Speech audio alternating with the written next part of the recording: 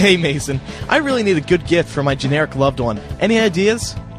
Oh, yeah, Andrew. I have the gift they need. If you sign up for GoDaddy's Economy Blogcast package, you'll receive 1 gig of disk space, 100 gigs of bandwidth, recording tools, and much more. Whoa! With all those features, I'd guess that kind of package will run me at least $20 a month and be plastered with ads. You're wrong, Andrew. The Blogcast Economy package is just $4.49 a month for 12 months. That's a deal, and a perfect way to get your own website, blog, or podcast started. Ooh, yeah, that is a deal. Plus, enter code Muggle when you check out and save an additional 10% on any order. Get your piece of the internet at GoDaddy.com. Because apparently the coworkers are listening, this is MuggleCast episode 124 for December 18th, 2007.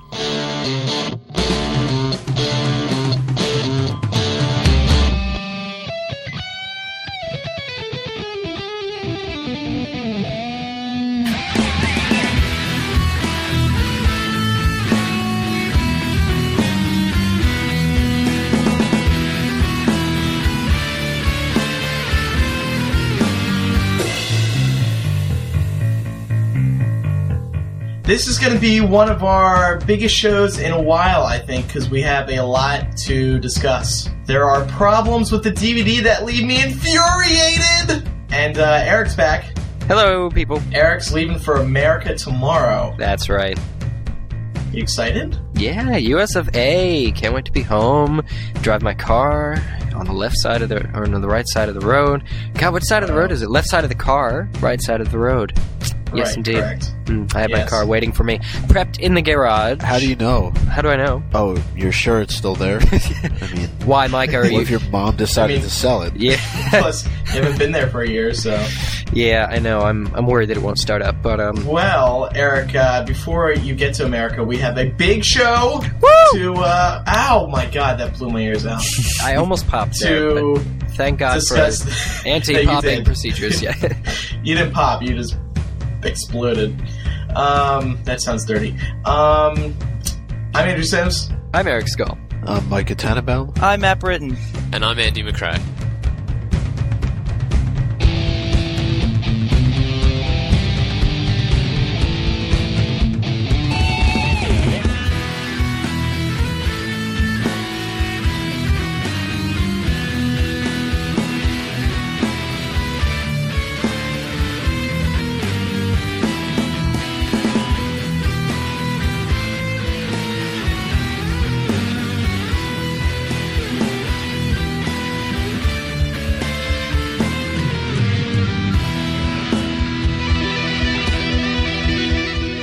You know, it's been a relatively less than exciting... Well, actually, I take that back. It's been an exciting news week. There's only been a few stories, but they've been pretty big. A lot of them have focused around Beetle the Bard. Beetle the Bard was put on auction Thursday, December 13th, and the winning bid was placed by none other than Amazon.com for a staggering $3.98 million US, which equaled £1,950,000 in England.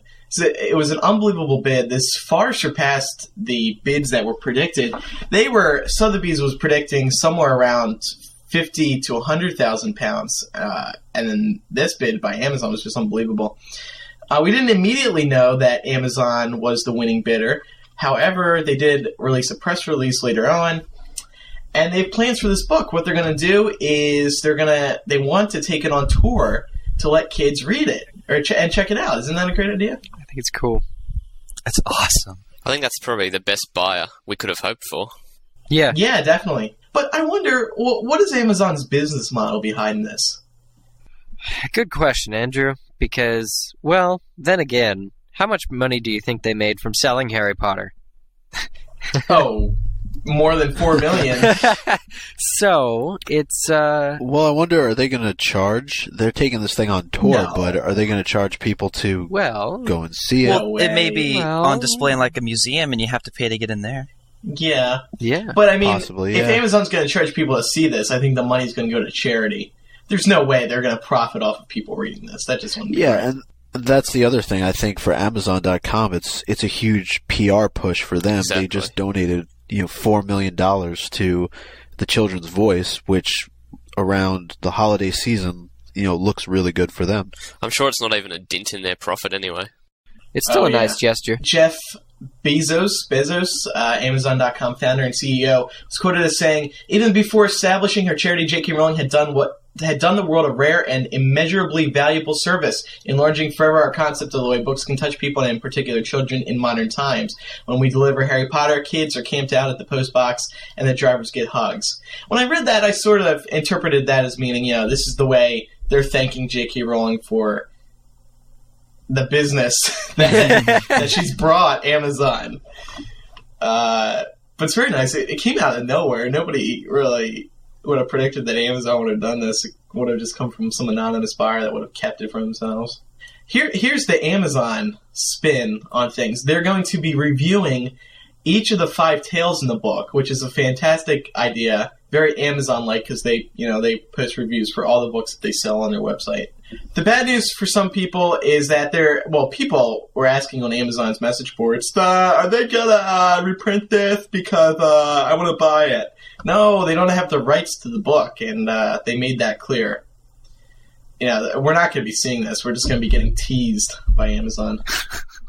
Repeatedly. Yes. And more pictures will be coming from Amazon, so look forward to reading that. Or reading more of the reports. Let's move on to some announcements, and then we'll jump right into some DVD discussion, because the Order of the Phoenix DVD came out here in the U.S. We're going to be at Portis 2008, hp2008.org. We don't have any new updates yet, but we'll update you as soon as we can. We're going to be at their Podcast Palooza, and there it will be a night of Potter podcasting hosted by several Harry Potter podcasts, and then one podcast at the end where all the hosts sort of gather and host one panel about Harry Potter podcasting. So we look forward to going to that. hp2008.org. Go there and register for Potter Palooza and also Portis, so you can be there and check us out live. It's in Texas, right, Andrew? It's in Texas. It's in Dallas, Texas. Eric, you're going to come? Yep, absolutely. Micah, you're going to come? Yep, if I can, get off work. Make it. Yeah. They actually are much more persistent now in finding out more about this podcast. Apparently this news broke in my office, and now more people know that I do this show than and you're getting business originally. cards, and people come up with you and they say, "Can you sign this, Micah?" No, they literally walk down the hall and they're like, haha, what's bugging Micah?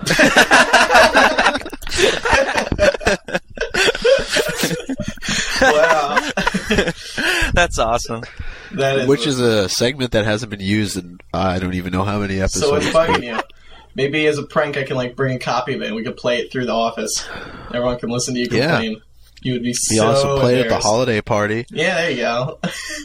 Or Micah's retirement going away party. Funny. Jeez. Anyway, moving on to more announcements. We're gearing up for our holiday show, which is going to be next week, and then the week following that will be our New Year's show. They're going to be 2 really fun episodes. So for the holiday show next week, we want everyone to mail in some holiday greetings, maybe some poems and messages related to MuggleCast Harry Potter. If you have listened to our holiday episodes in the past, you'll know that they're lighthearted and kind of corny, but at the same time just very holiday-ish and full of holiday cheer and mistletoe and stuff. So send in your holiday greetings, poems, and any messages you want to relate to fans and listeners to MuggleCast@staff.mugglenet.com this week. You can also send in songs if you want to make a song known in the fandom We're not as promising filks. to sing, though. Oh, no, I was talking about singing. I was talking about, we play someone's song. I'll sing something. Yeah. Send in, Go for create a filk for me to sing. Give me, a karaoke track, and I'll sing it. Or if you want someone else to sing it, Do you guys remember was it the night before MuggleCast or something, where we all did that? Right, yeah, that was nice. Yeah, that was absolutely brilliant. I forget who wrote it, but it was really brilliant, and we all did that then. Micah, we were honored by iTunes this week, right? Yeah. It's kind of cool. They put together a collection of podcasts that are quote unquote the best of 2007. And according to your post here, Andrew, they put us on the list of classic podcasts that are still going strong. We're a classic. We're a podcasting classic. I love it. It's interesting because I was thinking about this the other day. We started in the summer of 2005, so going into next year, we'll have spanned 4 years. I mean, I know we haven't been around for 4 years. 3. Well, Micah. 2005, 6, 8 7, minus 8. 5, 3. Oh, yeah, I see what you're saying. So I was just wondering what everyone's thoughts were on that. I think it's a pretty cool honor. It's something to be proud of, yeah. I mean, especially they put us on the front page. I think what it looks like maybe 15 to 20 podcasts in each category are only posted on the front page of this list, and then there's like 30 or 40 others that are on the secondary page. When I saw this on iTunes, I clicked the button. I started scrolling down. I was like, come on. I was on the phone with Matt, actually. Well, I was looking at this. I was like, come on. And then I saw it, and then Matt, what did I say? Yeah, you pretty much blew the speaker out of my phone, too. I was yelling, F yeah! I was just really excited. Yeah, he said some other things, too, but it's not really appropriate for the show, is it? It was just exciting. I had a off-air excited moment. Because, it's cool. Being called the best of 2007 by iTunes. That's a big honor. Yeah, I agree. So we thank iTunes for that. So, Andrew, with being the best of 2007... Funny we should be honored by iTunes in this way, as even iTunes saying that we're still going strong, which is true. I do completely agree that we're still going strong and will to our very end in a few months. We have decided, after some discussion and long emails back and forth to one another and several months of consideration, that we are going to come up with a final plan for the show, where we're going to take this show in the next few months. And we have decided that April 6th, tentatively, episode 140, will be our final regular weekly episode of MuggleCast. Now, I know what I'm hearing from listeners. No! We have decided that episode 140 will be our final episode of MuggleCast. This isn't a joke. We're dead serious about this. We've decided that it was time to come up with a plan for the show, where we're going to take it. Because, right now we're doing chapter by chapter. We're still going strong. We still have tons of listeners. Everyone's still enjoying the show. But we can't just continue to run around in the dark with our hands tied behind our backs. We need a plan. We need to know what we're doing, how long we're going to last. So, Eric, you want to comment on this? Yeah, I mean, it's really important to us that you guys know that we know where we're going, and it is important to set a finite date to the show, because that way we get to plan around the content and sort of organize everything and make the last, what do we got, 16 episodes? Last 16 episodes counting down? That's scary. To be it means only 16 episodes left. 16 feels like nothing at all. It does feel like nothing, Andrew. It does. But this won't be the end of us doing podcasting. Not at all. Hosting podcasts. We want to do other shows. We're all for that. And we will. Yeah, absolutely. Probably as soon as MuggleCast is over. We want to take you guys, the listeners, over to whatever we do in the future. We're taking you to the next level. Exactly. And we will still do MuggleCast, just not weekly. Things like events, the movie premieres, things like that, if we can still get in, if they still recognize us. Oh, absolutely. I mean, listen, MuggleNet's not going anywhere, that's for sure. That's a powerhouse and always will be. MuggleCast is a podcasting powerhouse, too. We won't be disappearing. The MuggleCast site will still be online. All the episodes will be available. The feed will still be available. We'll still blog from time to time, and we will do the podcast, like Eric was saying. And, of course, we're still going to be at Portis, doing a fantastic live show there. Woo! We just plan on ending our regular weekly live shows come the first week of April. That should be, if all goes according to schedule episode 140. So you're wondering, there's 36 chapters. We've only done 4. The plan after this week's episode is to do 2 chapters a week. Then we'll finish with episode 139, and then episode 140 will be a goodbye show. And that's give or take a few weeks. I mean, it's not, finite, but... Yeah, it could change, but that's what we're aiming for right now. Well, no, I mean, I just want people to realize what you were saying before, that this is not necessarily an easy decision, but it was a decision that all of us sort of weighed in on, like you were talking about before, via email and instant message, and we just decided that we needed to do this because, we don't want to drag it out and make it into something that it hasn't been. It's been tremendously successful. Right. People have enjoyed it, and they've stuck with us, and we want to make sure that we're giving you guys something that you continue to enjoy. We don't want to just drag it out for as long as possible. Is got to be quality. Setting this date allows us to prevent ramblecasts and things that other podcasts are doing just to stay in there. With this date, we have a finite set of, what we can expect. And also, Andrew, you had said in your email, the quite lovely thing you said in your email, which was that that way we know that we've given Book 7 enough time.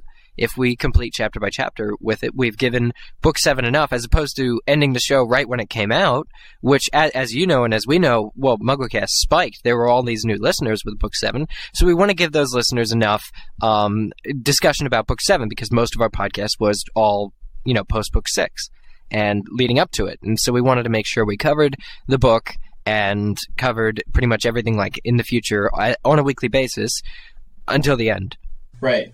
And one other thing I want to add to this is that I used to say a long time ago, I'm not sure if I said this publicly, I probably did, that we'll keep doing shows until, we have one listener left. But in hindsight, the truth of the matter is we want to end it, like Mike and Eric were both saying, on a high note. We want to end it when we're up high, when we have tons of listeners, when people still enjoy us. We don't want to end the show because we have nobody listening left and we're completely out of content. We want to end on a good note so we can look back in 10 years and say, oh my god, we did 140 episodes of that show. It was fantastic. We were so successful. I love myself. Not to sound arrogant. I think Andrew, though, I think just 150 episodes sounds better. Personally, because it's an episode for every one of the original Pokemon, and that's true. That way that's a very crucial part of the show. So we'll get to 150 episodes, just not on a weekly basis. Which is fine. Which is totally fine. So that's our plan. Now you guys know what we're doing and where we're going with this show, and we won't be wasting your time with each new episode that comes out between now and April, because we have a plan, and we have a good plan, and we're going to stick with it. That said, let's get some freaking MuggleCasting going on, eh? Yeah, we're still going to bring the funny every week. You can guarantee that. Funny. Okay, maybe we should end this sooner. DVD discussion. Yes, let's move on to some DVD discussion. Yeah. Order of the Phoenix DVD came out this week in the United States and been out in England and Australia for a month now. And New Zealand. And New Zealand, pretty much everywhere else. The U.S. had to wait for once, and it's here. We have it now. And I want to start off by making one complaint, and I've seen a couple people complaining about this so far. It's a great DVD. It really is. It's my favorite movie watching it again, but the first 15 minutes of it and the last half hour of it are pixelated on mine. It's rough, grainy quality. What? There must have been a compression issue. Yeah. What? Yeah. What? I can't believe it. It's very annoying. It fixes itself about 15 minutes in, but about a half hour before it ends, it starts up again. So it must have been a compression problem. I bought this at Walmart, and if anyone else has been having a problem, let me know. Email in andrew@staff.mugglenet.com. Let me know where you bought it from. That's important too, because my thinking is that a certain batch of them went out to, say, Walmart, and they got screwed up. So let me know. And, we can go to Warner Brothers and complain, and who knows, you might be able to get refund copies. we'll see. The U.S. waited how much longer than Australia and New Zealand and the U.K. to get this DVD? Right. And Yeah, then it has a grainy picture quality? Yeah. Now, on my PAL DVD, I mean, the first 15 minutes are rather dark. So Really? things like, caption pictures I've been using and stuff haven't been that clear. That sort of thing because it's so dark. But there's been nothing with grainy, pixelated, anything lower quality necessarily. But I'm under the impression that NTSC quality is better than PAL anyway from the screen caps I've done, so you guys shouldn't be having any problem. Yeah, well, frame rate wise, it is better. I don't know if the picture quality is actually literally looks better. It's just frame rate. I don't know. I'm not too sure. I don't think it's a large amount of people who have it, because if it was, I mean, the DVD's been out for about 3 days now, and if there was a large scale of DVDs that were tampered with, they would have something on the news or something about it. Probably, but I mean, I have seen a couple comments on MuggleNet, so I know I'm not the only one. So we'll see what happens with that. But moving on, and one other problem that a few of us have with the DVD, being that we're on Macs, is that a lot of the features you're not able to use. For example, the Half-Blood Prince sneak peek, the timeline, and the downloadable copy, all of that is only available on Windows. You have to use the interactual player, which is crap in and of itself. Yeah, I never liked that crap. Yeah, It's crap player. It's crap. bad. But while we're on the topic, did you guys see this new Half-Blood Prince sneak peek? It did go on YouTube, and surprisingly, WB has not taken it down yet. I think it's cool. Yeah. I think it's really good because it's a lot more revealing than the last Yeah, it didn't show one we half saw. of the production in the first 10 months. Nice. So it shows what they've been doing. Yeah. Yeah. I mean, to be fair, though, the one that came out a month ago, they probably didn't have as much to film.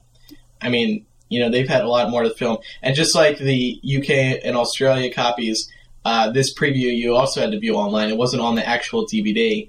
And that's so, they have more time to put it together. I was just going to say, I know we had talked about on an earlier show why the DVD waited so long to come out here, and I still don't see Half-Blood Prince scenes being a possible reason, even though that they're different for the U.S. And I'm still not sure why they waited this long for the DVD to come out here. Yeah, I know, but Begs I mean, the really, question. it's in the past now, though. We don't really have to worry about it now that's out. Oh, we don't want to rehash Yeah. the old wounds, Yeah. is that what you're saying? So this new sneak peek has a bunch of interviews with Matthew Lewis, Emma Watson, Rupert Grint, Dan Radcliffe, David Yates. Rafe Fiennes. Ray Fiennes is in here? He was in the Secrets of Harry Potter thing. I think so. Oh. I was talking about... Do you mean Half-Blood Prince? I'm sorry. Sorry. Yeah, sorry. So overall, it was a good preview. Oh, and David Yates is in this as well. Or sorry. Yeah, David Yates. Sweet. Moving along. Deleted scenes. Or additional scenes, Yeah. as they are called. Would extended. Horrible. Horrible? What? Horrible. Why? What? Other than Trelawney eating. Oh, come on. Trelawney eating was dumb. I kind of Trelawney agree. eating. Okay. It was funny. It was funny, but how would they have spliced that into the film? It was worth seeing. It was absolutely worth seeing, but as a scene, why would they even what film else? What else was there other than that? There was nothing of any value that was in the deleted come on. scenes. What about when Nothing. Harry went into Dumbledore's office? That was freaking Exactly. awesome. It was like the I epitome agree of with all Matt. the flashbacks in the movie. Yeah, totally. Yeah. And all the whirring, whizzing things that they spent so much time building just for that scene, and then it got taken out. And Now, Dumbledore's Matt- like, Harry, come in. But it was cut short, though, too. That's what I felt. A lot of these, there wasn't a little bit more to them where there probably could have been. Like that scene that you're talking about in particular, they didn't have any discussion whatsoever after that point. No, I'm not saying the scene was good. No, I thought it was horrible. But I think the beginning part of it was really nice. Just the music and just the tone of everything. You got to see the sword of Gryffindor. You got to see the sorting hat, and then you saw Dumbledore with, I think, Fox in the background. But I'm pretty sure. Liked for some reason I liked the way Michael Gambon was in that little scene. The way he just called to Harry, it was very sincere. and a little bit like Dumbledore, which we don't see much of his character. But most of the scenes, some of them were just additional, like, few seconds interspliced in between the other ones, such as, those were interesting. How many were there? There weren't even that many this time. 4 or 5, like, small ones. Like, there was one where, right after Ron asks everyone, has anyone else got a problem with Harry? And then he goes up, and then it's after the fight with Seamus, and camera pans over to Neville, and Neville says, my grand says it's the prophet that's rubbish. We canceled our subscription. Why didn't they keep that in? The shortest movie, they could have kept 20 seconds in. I thought that was kind of interesting. That it wasn't even 20. They didn't keep that part in.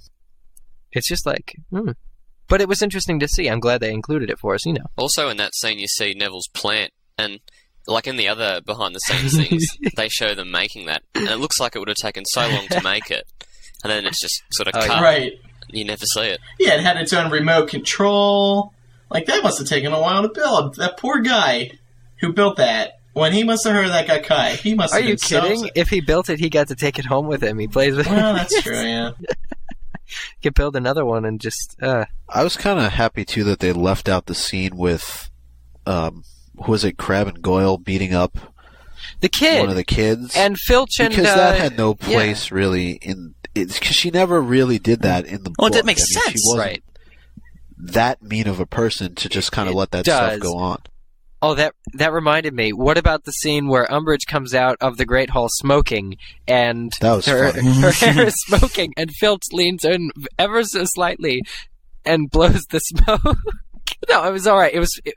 I wonder what David Bradley does on the set, though, when they, because obviously he's got, we've seen Natalie Tenna's makeup, process and stuff. Then they still dress up David Bradley. He's done this 5 times. And he just, they have these wonderful, quirky scenes where he's dancing with his cat and stuff. And, it's just, he must have a ball on the set. But at the same time, I think he's one of the people that gets cut the most. Because, he does funny stuff in the movies, but then he ends up getting cut just because it doesn't...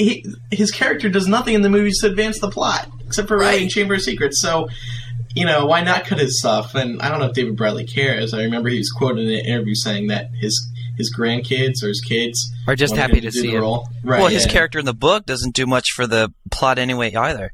Well, that's what I'm saying. Yeah. What does Filch do in Book 7? Nothing. Do we see him in Book 7? I think we do. We'll find out. Mention of him. We'll find out when we read it, yeah. For the first time. Yeah. Another big feature on the bonus disc was Trailing Tonks. And I have to say, this was funny, this was original. Natalie Tenna was perfect for this idea.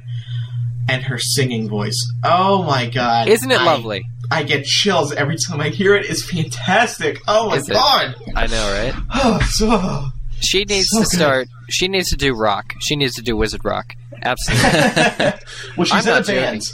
Oh, she's is? She's in a band, and she's a singer, and she also plays... In the band, she plays the accordion. Ooh. As well as singing. Interesting. Ooh. Who plays the accordion? Weird Al Yankovic plays the accordion. Yeah, and that guy's weird. Dan Federici of Bruce Springsteen and the E Street Band plays accordion. Thank you very much. That's incredible. That was weird. She's you in knew band, that right off the bat. Well, because, anyway. She's in the band Nat Jenkin. I think it's just a little, garage band, perhaps. Because they don't have a Wikipedia entry, so they can't be big. I mean, we have a Wikipedia entry, so... Yeah, but it's a bio of living person, so it gets maintained very, very closely. Very true. Yeah, very closely. No jokes. So yeah, Trailing Tonks was really neat in a way. It didn't. Yeah, it was neat. Well, it was made by fun. her and her brother. That was it. I know, and I think they helped. Warner Brothers had to help with the Marauders map thing. Yeah, like putting the Marauders map in, once it was done. But yeah. Basically, when the credits roll, you see Nat Tina, Nat's brother, Nat Tina. Yeah, I thought that was a joke at first, but then I realized. But then I'm thinking, did Warner Brothers rip off Nat Tina because they didn't have enough content for their DVDs? so they have Nat fooling around on set, and they're like, oh, but yeah, no, I really like the concept. I thought it was interesting. Me too. It was really fun. And I wonder if she came to Warner Brothers, or Warner Brothers went to her, or maybe her brother. Well, that was where they film it. Oh, do you mean about acquiring? I think it was her. I'm saying just doing the idea in the first She place. just seems like the kind of person who would want to just do that on her downtime. Because she's really energetic, and it just seems like she just goes, you know what, I just want to do something. I want to get my brother, and I'm going to ask Warner Brothers if I could go behind the scenes and sing for us so I could plug myself, and so I could... And feed food to people. Yeah, that was funny. That was so funny. He's like, more beans. No, more than just a few. And he's like... And then that one guy who didn't want to be fed by them. He was like, no, I don't want to get the thing out. But what always impresses me about the props departments and things like that is when they do have props from the previous films that, like, for instance, the Gringotts Vault door, like, they still had that? Mm-hmm. Did you guys see that? They keep everything. I know they do. Well, what doesn't get striked and taken down gets pretty much saved. But they still had that, and I thought, well, that would be wonderful for use in the seventh. In the seventh movie. Just again. But they have all that, and they had Dobby. Did you see the markup of Dobby? I thought that was awkward. I didn't think they ever planned on having him in any of the future movies. So why would they even? Did anybody see the wizard cereal on the board? Where all in the the graphic design. They have everything. The candy bar wrappers and everything. That must be a fun job. Yeah, that's got to be a fun job. That's awesome. Yeah. What about when she tries to bounce the prophecy? Yeah. He's like, no. That guy was straight up annoyed. He did not want her there. She obviously overstayed her welcome in that room. Yeah, totally. The sound guys, she was just quiet around. We didn't really learn about sound editing, but then we have the other feature. Well, the thing about that is she didn't actually go into a sound room. She was on the set. That was right. Oh, yeah. That, those little sound carts, those little mobile sound, whatever you want to call them, that's right off stage. So, wait. They're filming, they have to be quiet. Andrew, you tell me, when you went on the set visit, did you see that set? Did you see... Yeah, were you with the bicycles, or... Yeah, well, it's funny. The bicycles are right in the front. Well, first of all, that Marauders map that they have, that is not how the studio's laid out at all. Like, that's completely... That couldn't be further from the truth. I don't know why they set it up that way. But the bikes are right at the entrance of Leavesden, and, I didn't even see people riding around the bikes. I saw golf carts. There's a lot of golf carts going around, which I guess might be easier because, you don't have to actually physically do something. But, that was there. What was your original question? Yeah, that set was the Veil. I think they were right behind the Veil because I sort of recognized that area. She didn't cover as much as she probably could have. I mean, the Great Hall is awesome. Going by the prop, or maybe there's reasons why they didn't go to some of the areas. The prop area, like we were saying before, you were mentioning how they keep everything. They keep everything. There's this huge gated area that just has all the props, and you feel like you're walking through like a Harry Potter time machine. Like they have 2 Ford Anglias. They got the signs from Diagon Alley. They just have everything. It's unbelievable. Cool. Mm-hmm. Cool. Oh, what about those? What? And we found out what Fang's real name is. Yes, it's Monkey. Monkey. Monkey. Monkey. Well, actually, just Fang from movies 3, 4, and 5. I think it was just 4 and 5. I think, wasn't it? Oh, yeah. Well, she said the past 2, so I don't know if she was including 5 in that. She says he has one more movie, and then he'll be retired. He'll retire, so if Fang is in movie 7, that's kind of weird. I never really thought about changing Fangs. I didn't think there were that many dogs that looked like that. Just like Free Willy. Free Willy was a whale that unfortunately passed away, and I think... Oh, don't remind me. Oh, and Airbud. So Airbud as well. Airbud, yeah. now... They've used several... Well, because they make so many damn sequels, the dog would get tired of it. If I were the dog, I would refuse. Just stay in my trailer and never leave. I've done 33 of these. I'm not doing a 34th yet. I was just going to say, I don't... in particular, those dogs, I don't think have very long lifespans. Mastiffs. Which I think is the type of dog that Fang just the way the eyes droop. Look at how wrinkled it was. That thing's ready for death. No, just because of how large they generally grow, they tend to have a lot of diseases and problems. Yeah. Sad. One other thing from Trailing Tongues I thought that was good was Matt Lewis and Alfred Enoch. Alfie. I guess that's how. I think it's What? Alfie. Alfie Enoch? Alfie Enoch? Oh, I don't know. That's why we have it on the MuggleCast page. They were out behind The studios. yeah, but they were right by the Privet Drive. Did you see really? the background where yeah. where the backs of Privet Drive? They're just sitting there playing cricket or whatever that crazy UK sport is. That was pretty funny seeing how they just shoot the breeze and they should be doing nice. homework. Yeah. Because all of them, they all get schooled pretty much on set, or they used to. Yeah, because of all the But they long gotta have so filming much months. time on their hands. It's just Yeah. Certainly. But then I realized, like, when they were going through this, too, about how many films they made, and that this is actually the 5th movie set they've been on, but for, like, periods of 3 and 4 months at a time, like, that's gotta be pretty intense, like, doing this. And they've still got 2 full movies to go. And, so, what about The Secrets of Harry Potter, where they went through all the movies? What did you guys think? Bad? Wait a minute. Bad? I'll tell you why I didn't like this, and then you guys can say why you did, because I'm interested to hear this. Okay. This Secrets of Harry Potter thing, it was 45 minutes long, 40 to 45 minutes long. I think and it's longer. it's nothing but longer, even worse. It's nothing but review and analysis of what has happened already. Bull! And this is before this was all shot before the 7th book came out, and it's all pointless stuff. Who wants to hear about this? It's terrible content. I'll tell you what's good content.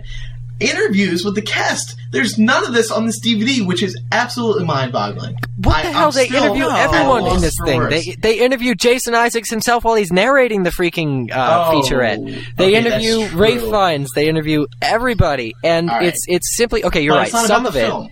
No, you're right. Some of it is dumb because what they do in the first 15 minutes of this behind the scenes, Secrets of Harry Potter thing. What they do in the first 15, 20 minutes is they talk about things in book 7, like, oh, there was was there someone else at the Potter's house the night of the thing? We're going to find out. And Steve Vander Ark's there, and he's like, we don't know. What you think isn't what happens, and we don't know. I wonder how that was for WB. I know. They put this when movie out the with him DVD in was it. coming out, Jeez. that Steve Vander Ark was going to be in it. Anyway, they talk about all the stuff that we still don't know post book 7. So it's funny that they still bring up these questions that just simply aren't answered in book 7 or satisfactorily, in my opinion. But that's just my opinion. Anyway, I thought most of the featurette was based on things that cohesion between the films, which is what I'm always saying there should be. I thought they brought out some of the important things, and they showed exactly how you can follow them. Eric. The cohesion and how you follow them. The problem with that is that you were following it through the narration by the actors, not the actual scenes that were in there. Right. And that just goes to show you how much has been left out throughout the course of the series, that they have to spend 40 to 45 minutes on the 5th movie's DVD explaining to everybody what has taken place. That's exactly what I thought about when I saw this. Yeah. And the other reason why they did this, and this was in an article, I forget who did it. It was either MTV or somebody else like that. And the reason behind this whole thing was they wanted to show that Dan, Emma, and Rupert particularly knew what was going on. They knew more than just what they were acting, that they had an understanding of their characters and what was going on in the series as a whole. And they made a point of stressing this, and I think all of us are in agreement that those 3 at least have read the books, they know what's going on, but I think that was a large part why they did this. I was impressed with Gary DVD. Oldman. How into it Gary Oldman seemed like he was in this interview. Did you guys get that? Well, there were so many people in this. They really left nobody out. Everybody was interviewed throughout the course of this thing. But again, that Alan goes back Rickman. to Except Alan Rickman. you and your theories that he never does any interviews, I guess holds true. Alan Rickman, he doesn't come to the premieres either anymore. I'm really confused. Is he like? Does he hate Harry Potter? Well, does then he again, hate the fandom? No. I'm sure he's just a private person, and he's one of those people where he can command respect and he'll get it because he's a good actor. But I think come movie 6, and I don't know if it was in the Half-Blood Prince preview, but did you guys see any of Tom Felton or Alan Rickman in book 6 and movie 6 in the preview? Yes. Did you? Yes. On the train. Tom Yes. Felton. Tom? Yes, Eric, if you go to MuggleNet, I took a thumbnail of the scene that he's in. I'm going to MuggleNet. What, they show the train thing? Is that in the movie? Yes. Oh my god, that's amazing! That's the exact scene that they show on the clip. Oh my god, I am so using my DVD that I've had for a month and a half and going online and finding this It won't be on Half-Blood your Prince one, but thing. I don't think. No, it will. Will it? I think, because it's online. Well, if it's on YouTube, I'll just go to YouTube. I'm pretty Where's sure your it's link? the same site. Oh my the god, same it's site. on the train. That's so amazing. They're using Tom Felton and everything. Because Tom Felton wasn't interviewed on this DVD, and I was upset. Well, while Eric continues to be uninformed about everything that's going on, Oh my god. what is there else to discuss here? The editing. Edit your own thing. Well, let me say Or one if more you thing about did. the magic of Harry Potter. To be fair, I have not watched this whole thing. I just started watching it. I was like, okay, I don't want a review of everything. You know, we get this so Yeah. many times. It's We get bad it in at the first. movie now. We get all these flashbacks yeah. in the movie now. It's Well, disappointing. It's true. It's true. They do No, show a lot of I the first agree. and second movie, though. And even... Well, it was released on the History Channel too, so a lot of people have already was seen it? it. Yeah, it was released when the movie was released. Oh, that sucks. Just Really? feel Yeah. Yeah, I was Really? kind of upset because it showed a lot of clips from the movie, and I'm thinking, I don't want to see this right now.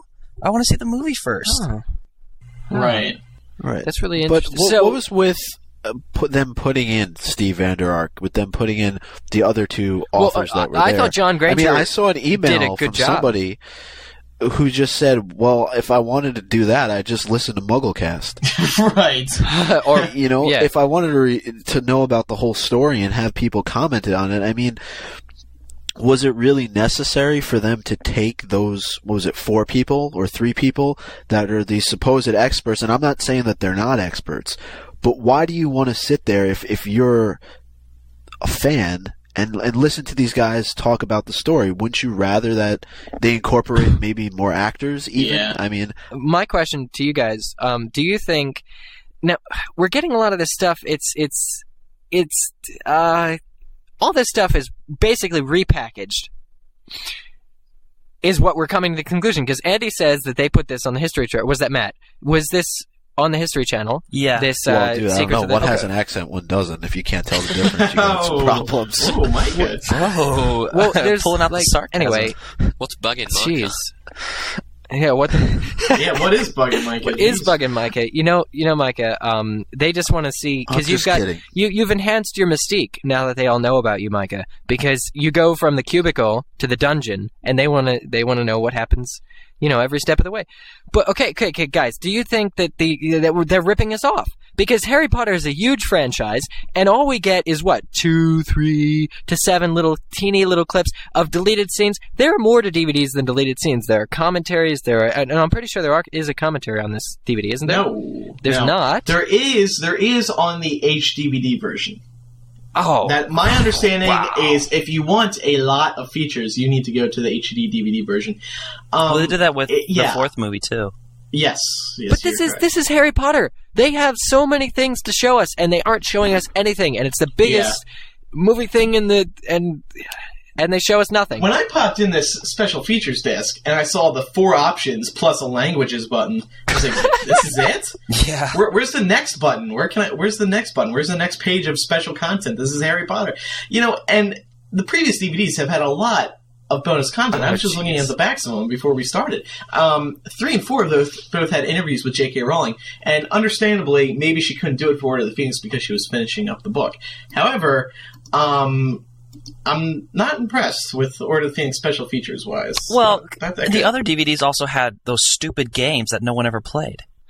That's true. At least like the they're cutting the Whomping crap. Willow of the interactive. But there was an advertisement on mine for the DVD game. Did you guys see that? Yeah, I meant to buy it, but I forgot.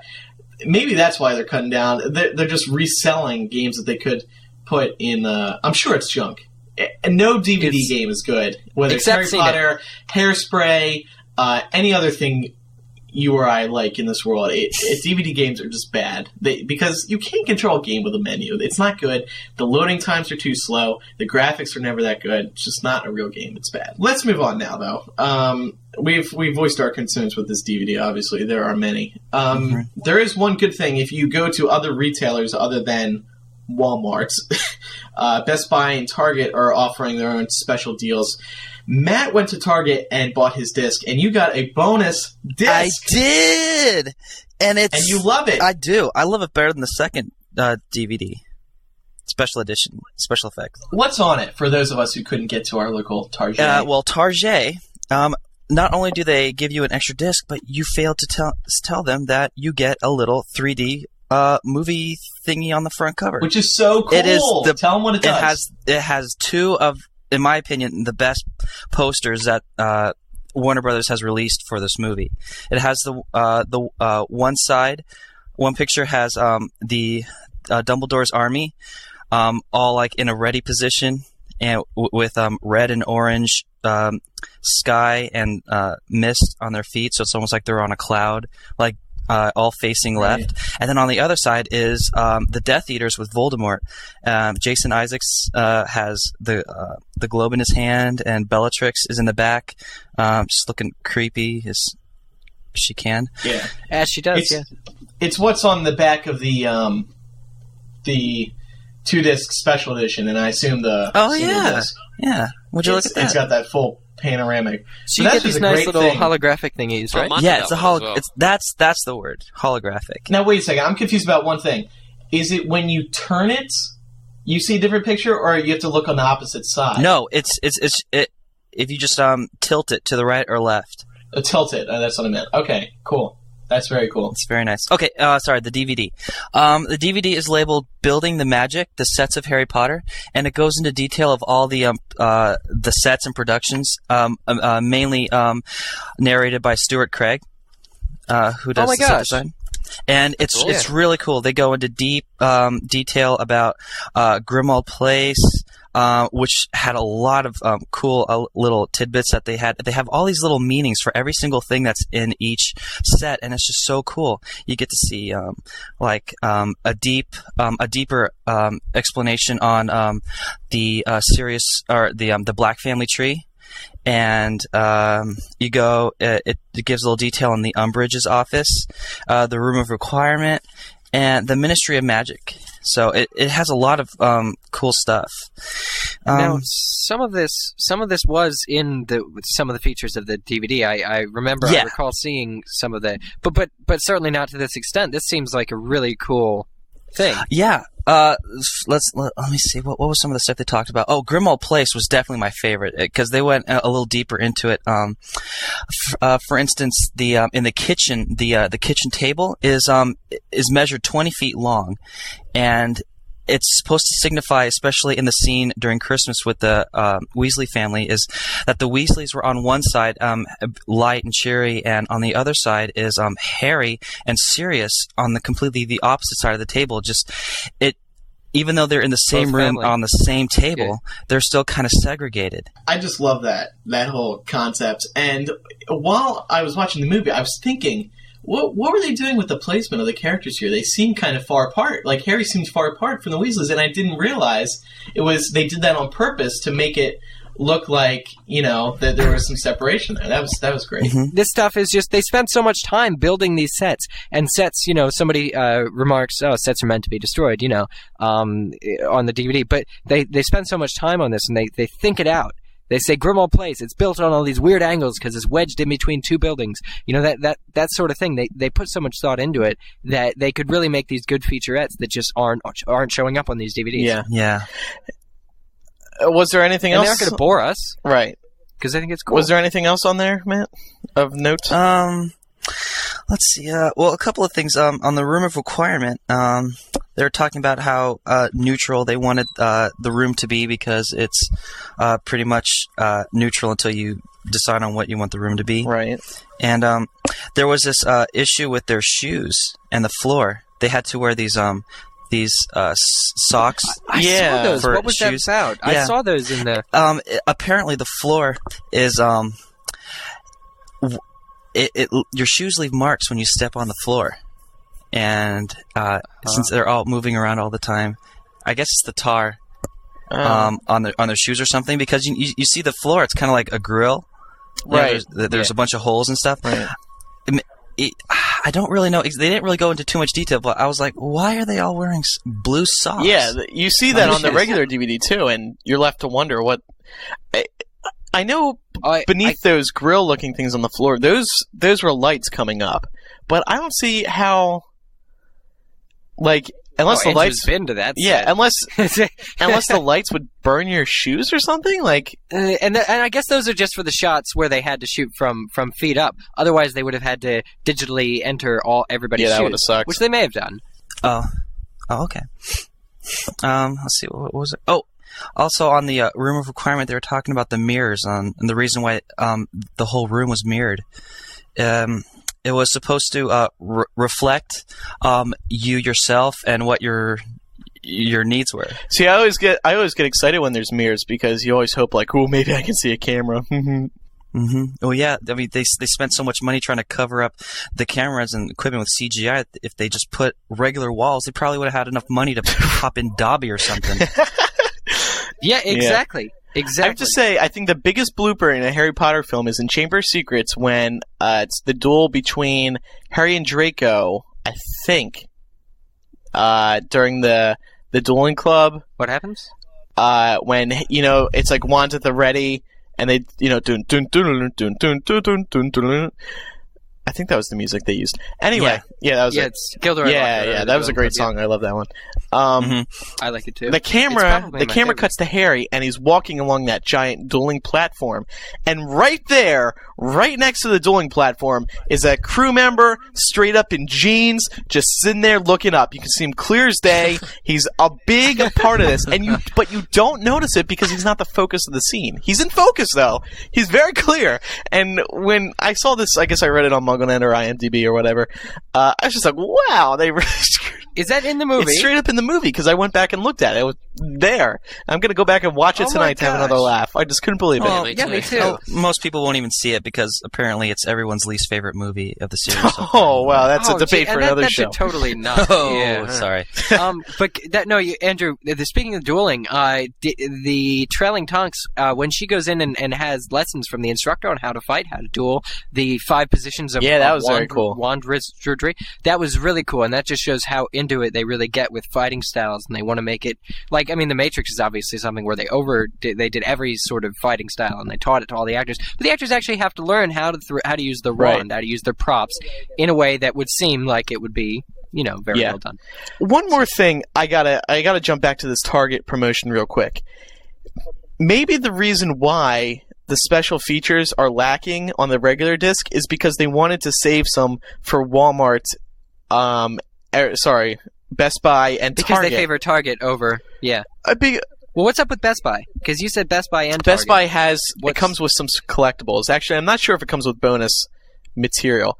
But, I mean, maybe they did cut back on the special edition DVD so they could save stuff for Target.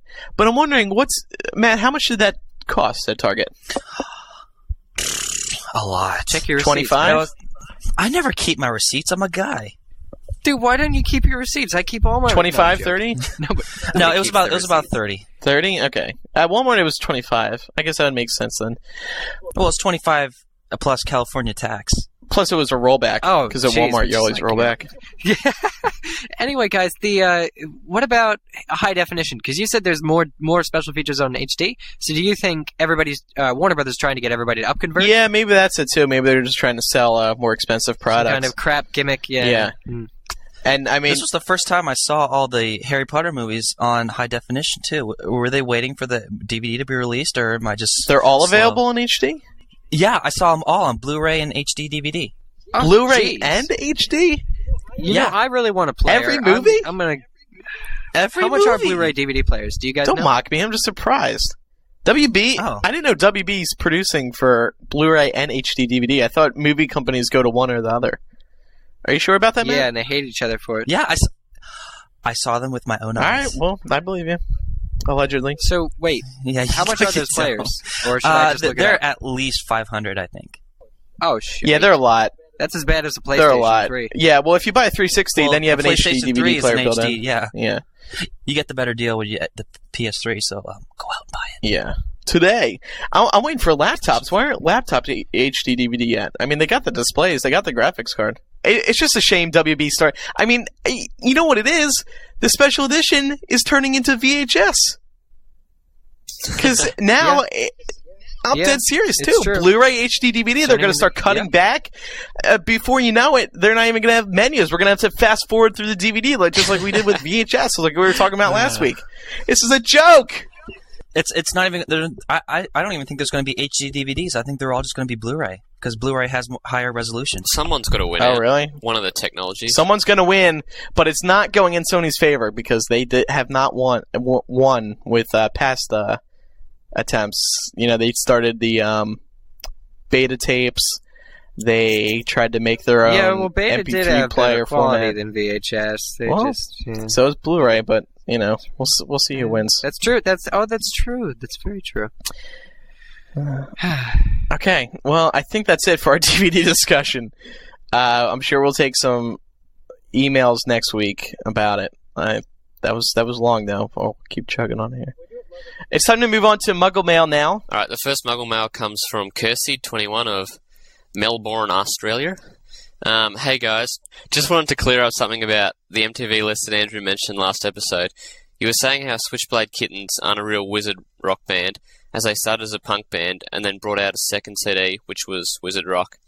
The reason they actually got the top spot was because the Switchblade Kittens actually started Wizard Rock with their song Ode to Harry, which was released in 2000 and was the first ever Wizard Rock song. Most people don't know this. They think Harry and the Potters were the first, but no, it was in fact the Switchblade Kittens. They should be given credit for being the first. However, I do agree that they shouldn't have got the top place. All hail Draco and the Malfoys. I'm finding this Kirsty person quite agreeable. Don't you think? She's like, just to let you guys know, the Switchblade Kittens were the first. I don't think they should be the top place, but they were the first. I didn't know that. I find that very interesting. Glad to clear that up. I don't neither. listen to Wizard Rock, You so liar. next email. Oh, I saw your iPod. Micah, I am getting you a whole set of Wizard Rock. I swear, I do not. I'm going to get email for this. I don't listen to it. The next email comes from Sarah J22 of St. Paul, Minnesota. She writes, "Hi everyone, I have a thought to add to your discussion on why Petunia wasn't sad when she, Dudley, and Vernon left Harry knowing they probably would never see him again. Although one would hope that Petunia does feel some concern for Harry as a close family member, I think here you can parallel her feelings toward Harry with Snape's. Harry is a constant reminder to Petunia of the world she can never enter. To Snape, Harry is a constant reminder of the love he never had. Petunia might have felt relieved to say goodbye because she could finally cut magic out of her life for good and wouldn't be reminded constantly of the shame and inadequacy she felt as a child. On another level, she might secretly like the fact that Harry goes to Hogwarts. It makes magic, something she so painfully yearned to experience with Lily, a minuscule yet significant part of her mundane life on Privet Drive." Love to know what you guys think. Ooh, mundane life, huh? Yeah, she was using some big words there. I think Petunia would hold her life in high regard, but I think this is an excellent character analysis on the part of Sarah. Petunia. I think it's agree. really cool. And she makes the, what's it called? Comparison. What's it called? Comparison? It starts with an A. Analysis? No. Analogy? Analogy. Yes! Thank you so much. She makes the analogy. You rock. You rock. Kudos. With the W in front of it. Absolutely. So it's Harry and Snape, Harry with Snape because what'd she say? A constant reminder of Petunia of the world she can never enter. So that's why she is easy to be mean to Harry. So, yeah. That's good, Sarah. All right, next email comes from Bill Stafford, 41 of Chicago, Illinois. He writes, "I am perhaps your oldest listener." While, yes, Bill, you're up there, but we have some listeners as old as 50s and 60s. It's great. I think, we got a 64-year-old librarian, I think, from somewhere in the Midwest. But yeah, you're up there. You're up there, sir. I got interested in Harry Potter while reading the books to my daughter, now 15 years old. I've always been quite proud to proclaim that I read the first 5 books out loud. That is a pretty good accomplishment. Only you and Wow. Stephen Fry. Your neighbors must have been pissed. I found out about MuggleCast this summer when my daughter started downloading the podcast. It is interesting to me as an adult listening to you, enjoying your perspectives as well as those of your fans. In MuggleCast 123, you hit upon an interesting question. What are Dudley's feelings toward Harry? I consider Harry's treatment by his aunt and uncle to be abusive. Having grown up in an abusive environment, I feel that I can offer an interesting perspective on Dudley. As a small child, one believes their parents to be all-knowing and infallible. So at a young age, Dudley would have seen his parents' treatment of Harry as normal and or correct. As we grow, we begin to see things from our own perspectives and split off from parents. That is especially difficult in a situation such as this when a child has participated in ridiculing and mistreating another child. I think that Dudley has seen through some of his parents' prejudices and is starting to make amends. Harry's help in saving him from the Dementors seems to have had an effect on him, and he has started to see Harry as more of a human person. What exactly is a wizard? So the interesting discussion points are, I think, what must it be like for Dudley to have seen Harry treated poorly, then be saved by Harry, and then start to reconcile his new feelings and or beliefs with his past treatment. What is it like for a child to grow up being shown preferential treatment over another child? I think that Dudley is maturing and will grow beyond that prejudice, or I'm just an old idiot that should stop listening to podcasts for kids. We're not for That's not for true, kids. Bill. We're for 41-year-old men from Chicago, Illinois, named Bill Stafford. Bill, this podcast is for you, Mr. PC Handyman. We podcast so that everybody gets good stuff out of these books, because these books are for everyone, just like our podcast. So thank you, Bill, but we ain't for kids, and we aim to please. Wow, that was beautiful.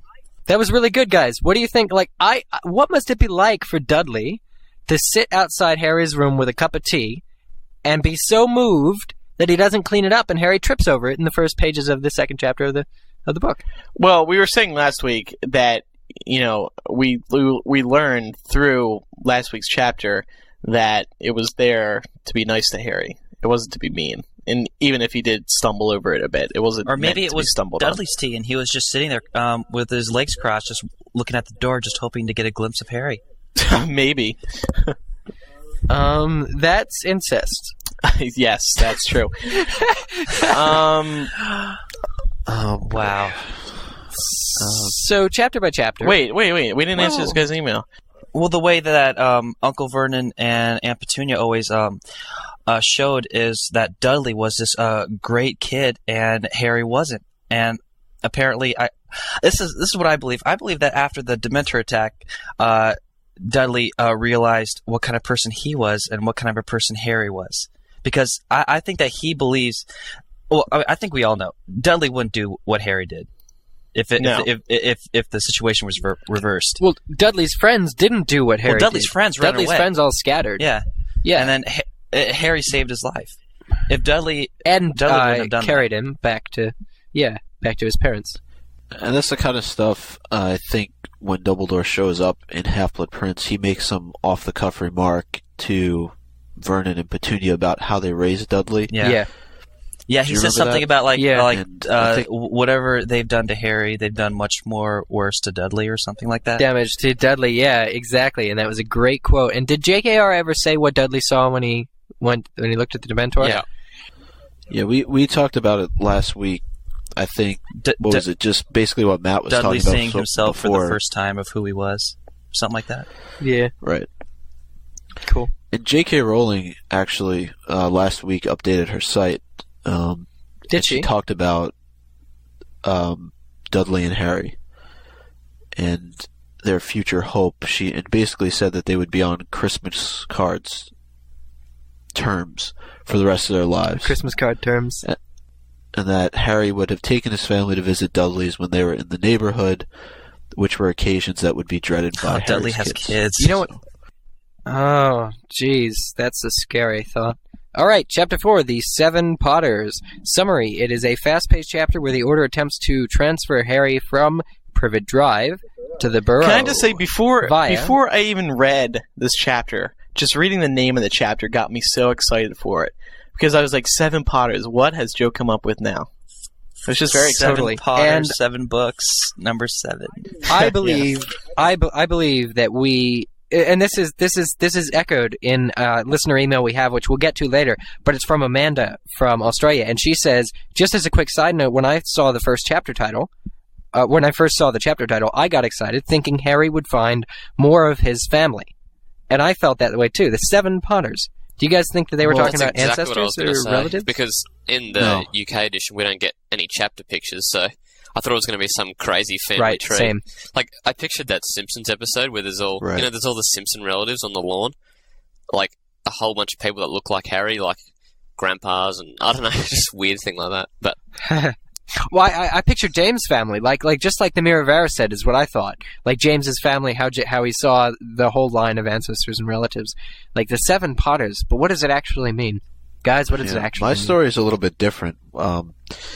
These chapter titles were leaked prior to the release, obviously, of Deathly Hallows. The chapters pictures weren't all. No, not the pictures, not the pictures. Oh, yeah. The titles of the chapters weren't were all leaked. that were leaked. And I had looked through the list, just kind of going, and there wasn't anything that really was revealing about those titles. And I looked, I was like, the 7 Potters. I mean, what a load of you-know-what. These titles are completely false, wrong. Yeah, I didn't believe it. And that chapter 4, the 7 Potters, was what made me think that the list was absolutely incorrect, and it ended up being the actual. Well, like the Dursleys departing, like what the heck kind of, what's going on with that? Yeah. So the first point we want to discuss today, Micah? Them all getting prepared. They've all changed into Harry, and they've gotten their assignments, who they're going with, and they go out into the backyard, and they all get on their thestrals, brooms, and Harry specifically ends up going with Hagrid. And this is a tie-in back to Book 1, coming full circle all the way to Book 7. He is riding in Sirius's motorbike with Hagrid when the book opens, or the series opens, at least in the first, few chapters. And now, again, in the first few chapters of Deathly Hallows, he's back on this motorbike. And Hagrid even makes the comment, last time you was on here, you fit in the palm of my hand. I just love that, because throughout, like I've said on previous chapter by chapters with this book, there's all these little references in here to past books. It's just great. And, yeah, totally. Mm-hmm. Just past books, past feelings, past thoughts. Well, they did that in the beginning of the chapter, too, when Harry was taking Hedwig a little tour around his room. Yeah. And everything. It said he felt like a little brother he had lost or something, right? Yeah. Remember that quote? Yeah. So they're all together, and they're all getting ready to fly to all the designated places, which are it's not the same place. There's each group has their own designated port key to go to. I think, isn't that right? Yeah, including Moody's house and Kingsley's house. I thought that was cool, because they just mentioned there's 7 locations, and each of the 7 sets of Potters are going to these secured locations, and eventually just catching a port key from their secret locations all to the Burrow. But none of the places seem to be the Burrow right away. So, yeah. So that's the whole deal. But they're about to get on the broom. I want to bring up a point that's it's not talked about right in the plot, but is Harry going with Hagrid the really the safest plan? I mean, the guy's a bumbling oaf for the most part. Well, wait a minute. We thought that about no. Yeah, but look who lives and look who dies. Okay, and this is obviously next chapter spoiler. But who would you put him with? Who would you put Harry with? You'd put him with Mad Eye, wouldn't you? Though arguably, if Mundungus didn't get out of the way, I'm trying to think like who you would put Harry with, and look how it ended up. So, yeah, you're right. I wouldn't really put him with Hagrid. Well, that's exactly why they put him with Hagrid, though, because you wouldn't expect it. You would expect him to be with the strongest person, which is either Kingsley or and Mad they Eye said Moody. that as well. And he would also. That's why they didn't put him on a broom. Yes, and he would also the broom. Yes. Again, good writing by J.K. But he's also kind of safe in that little thing attached to Hagrid's... No, he's not. It falls off. It falls off. However, it is mentioned in this chapter how he ducks in it. It's much more enclosed than, say, a broom or a thestral. I mean, you're just out in the open. At least with this little thing, he did say it was small, but you can duck down in that and hide, I think, better than you could on a broom or a thestral.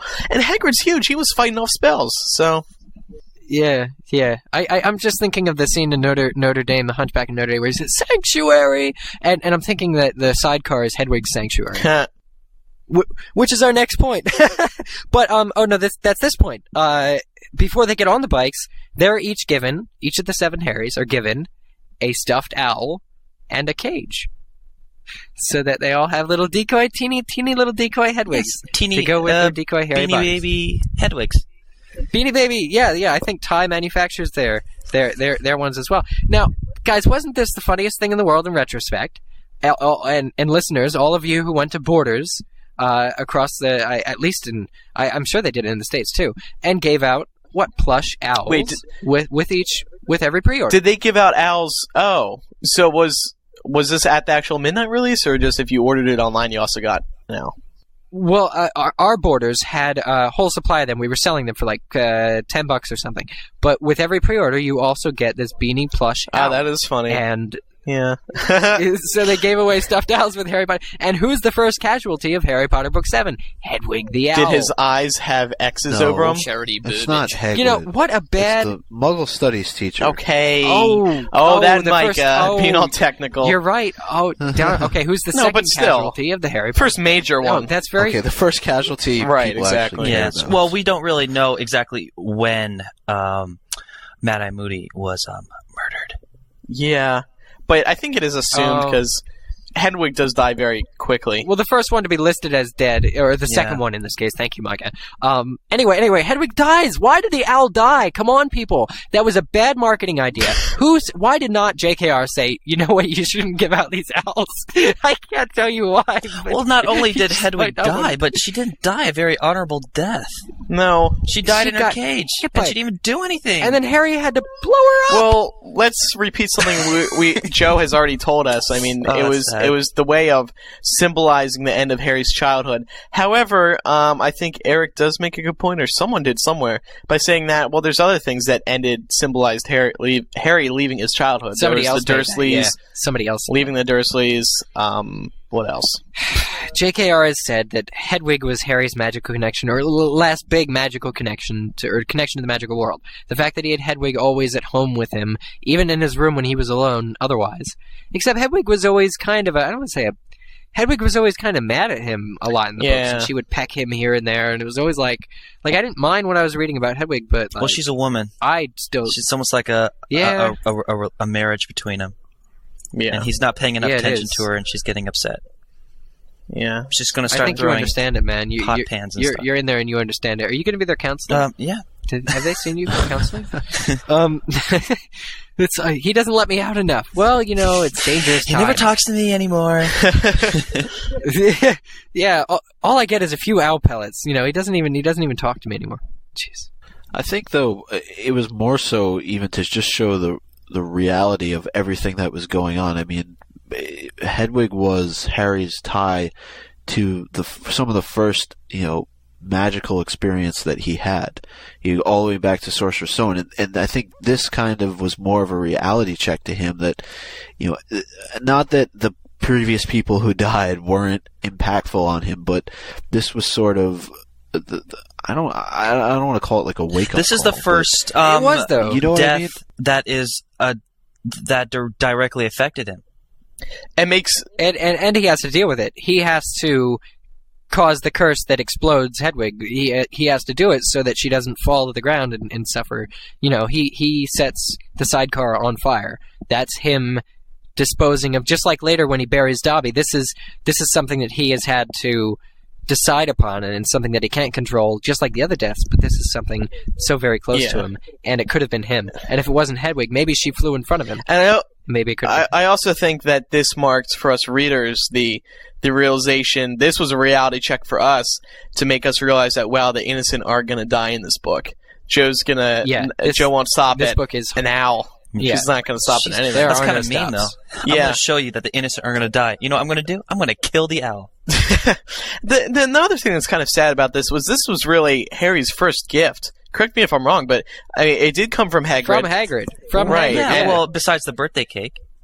Yeah, but Oh yeah, you know. yeah. What is it with all these Harry Potter readers that are doing this? What Micah corrected me, you corrected And Andrew. yeah, The birthday cake. and of course, Come Hagrid.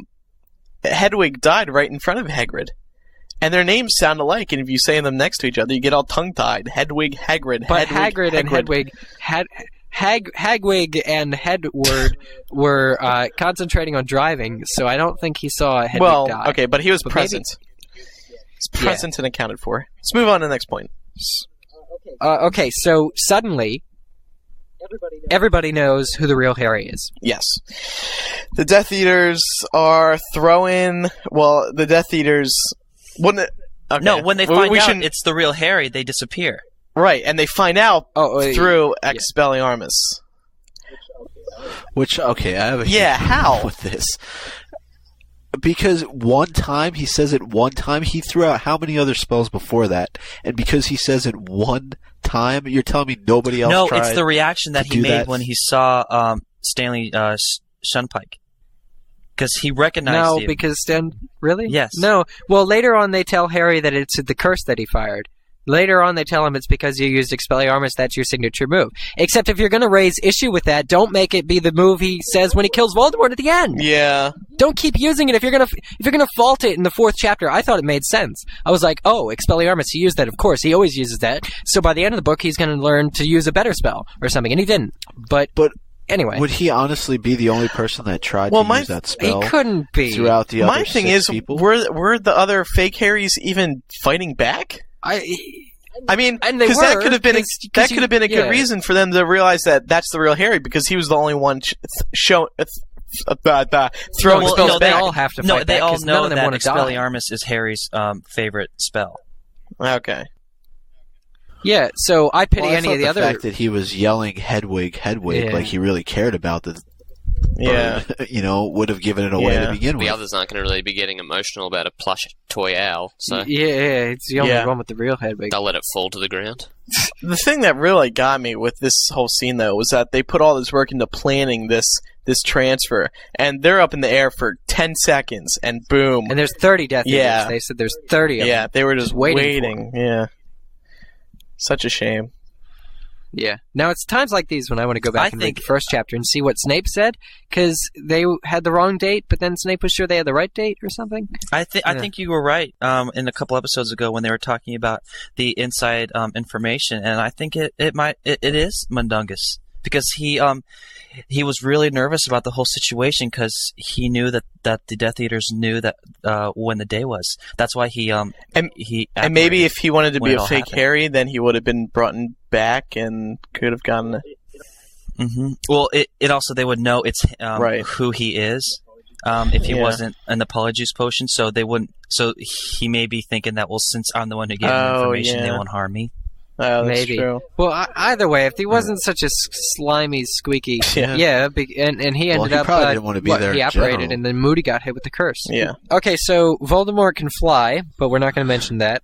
Harry's wand acts of its own accord. Yeah. So Voldemort shows up, and he's flying without a broom, or a thestral, or Sirius's motorbike, and Harry's scar sears with pain, and all the Death Eaters have backed off because Voldemort says he's mine.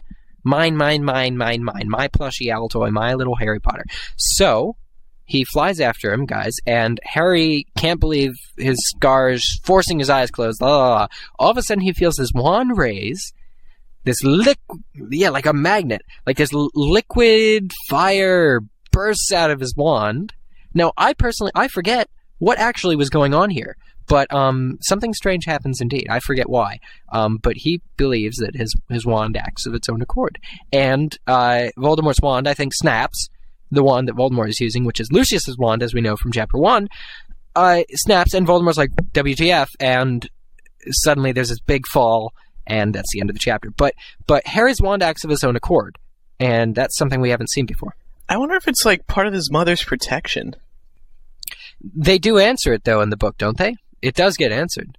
And it turns out it wasn't really his wand acting of its own accord or something. And I'm not sure what it has to do with the Elder Wand. But Do you guys remember what the actual answer is for this whole wand act? Because it doesn't it appear like two or three more times?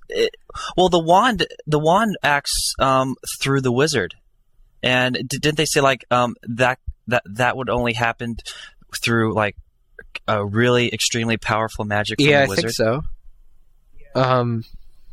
So it was probably just an initial reaction, and probably just all a whole huge amount of magic that just seared through his body, just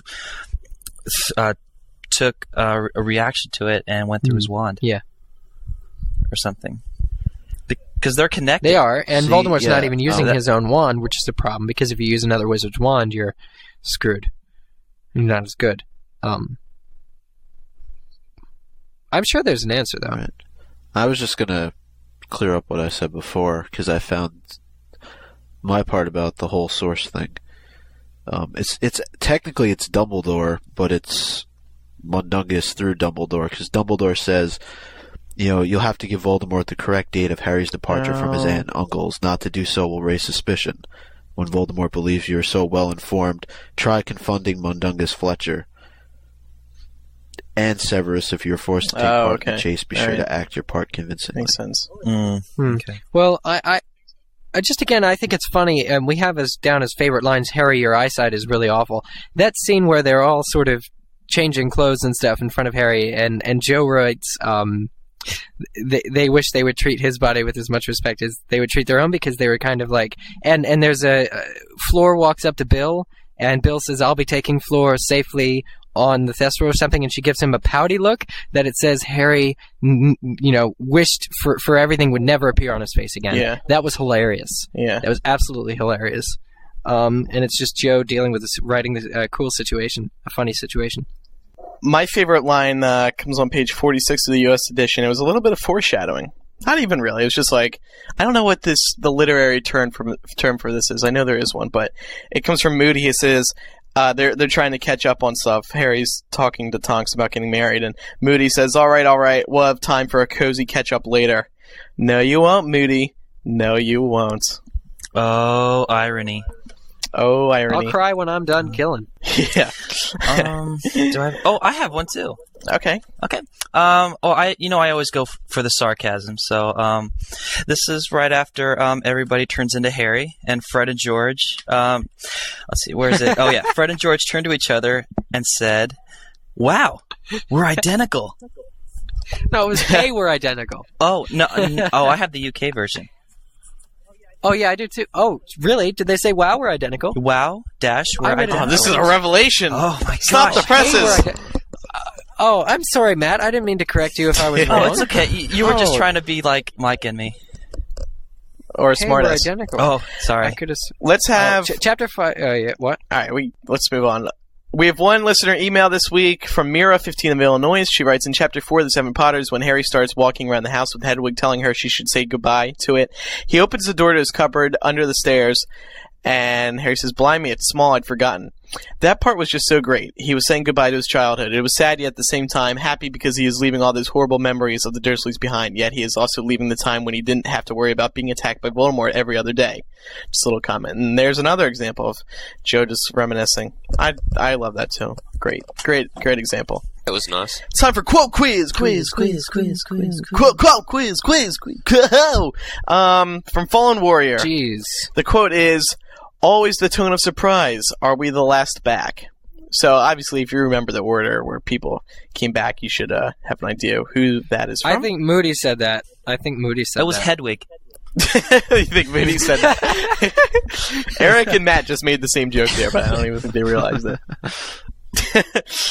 All right, so a reminder to send in listener to emails about next week's chapter so we can discuss them on next week's show. Read the chapter, get in some good thoughts, email them to MuggleCast@staff.mugglenet.com, and put in the subject line, Chapter 5, Fallen Warrior.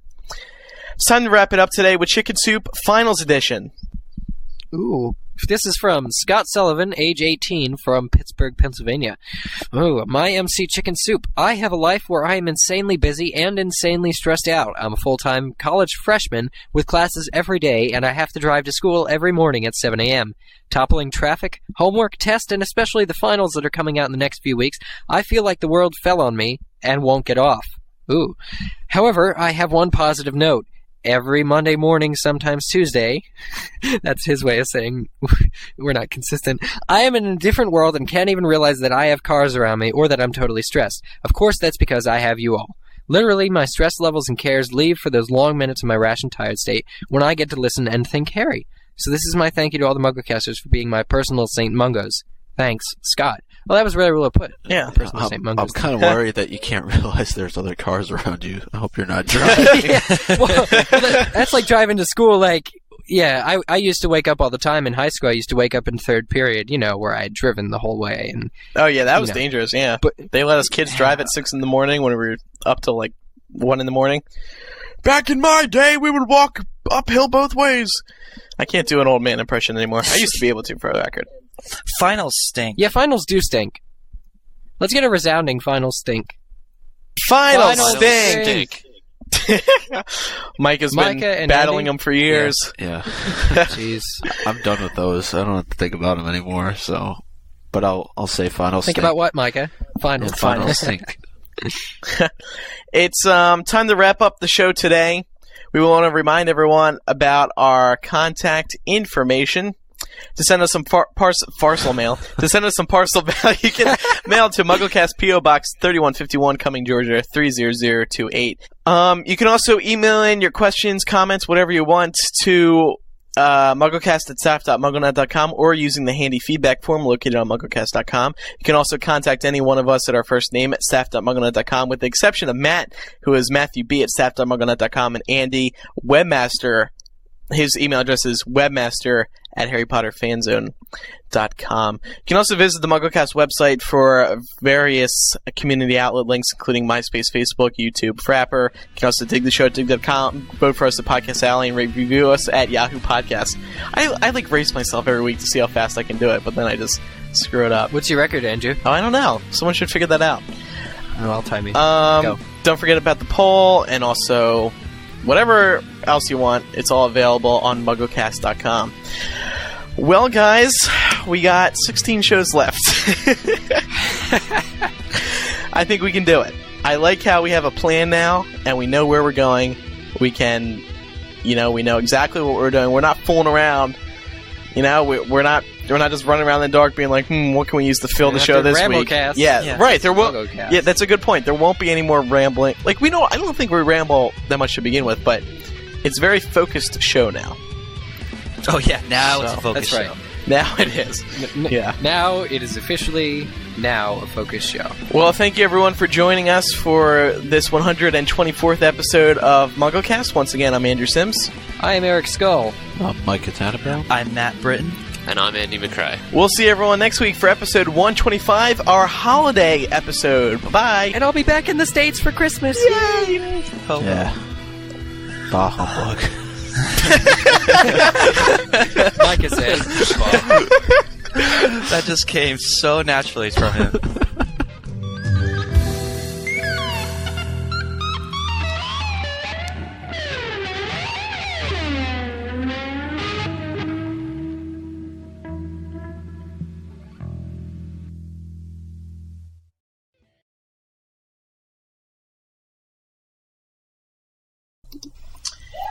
Is there somebody somebody's jumping dying? into a pool or something? Off a high cliff? It's my hallway. Everyone finished their finals today.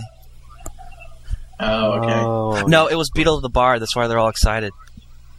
Oh, yeah. So Beetle the Bard. Ripper? Yeah.